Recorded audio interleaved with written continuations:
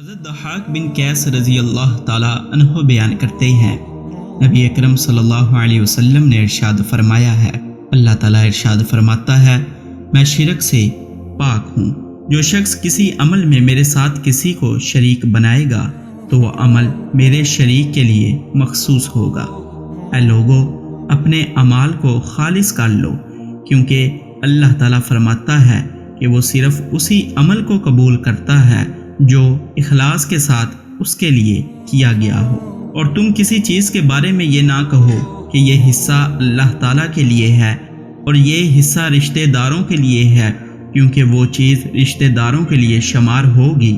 اور اس میں اللہ تعالیٰ کے لیے کچھ بھی شمار نہیں ہوگا۔ اور تم یہ نہ کہو کہ یہ حصہ اللہ تعالیٰ کے لیے ہے اور یہ حصہ تمہارے سرداروں کے لیے ہے، کیونکہ وہ سرداروں کے لیے شمار ہوگا، اس میں اللہ تعالیٰ کے لیے کچھ بھی شمار نہیں ہوگا۔ حضرت ابو امامہ رضی اللہ تعالیٰ عنہ بیان کرتے ہیں، ایک شخص نبی اکرم صلی اللہ علیہ وسلم کی خدمت میں حاضر ہوا اور بولا،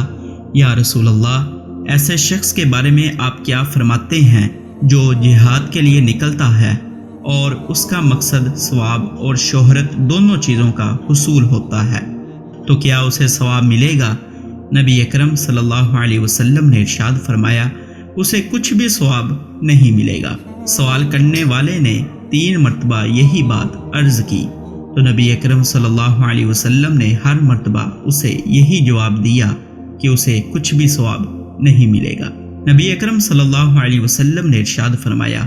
اللہ تعالیٰ صرف اس عمل کو قبول کرتا ہے جو خالص طور پر اس کے لیے کیا گیا ہو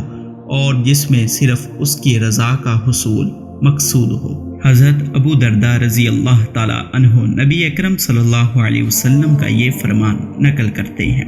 دنیا ملعون ہے اور دنیا میں جو کچھ ہے وہ بھی ملعون ہے، البتہ وہ چیز ملعون نہیں ہے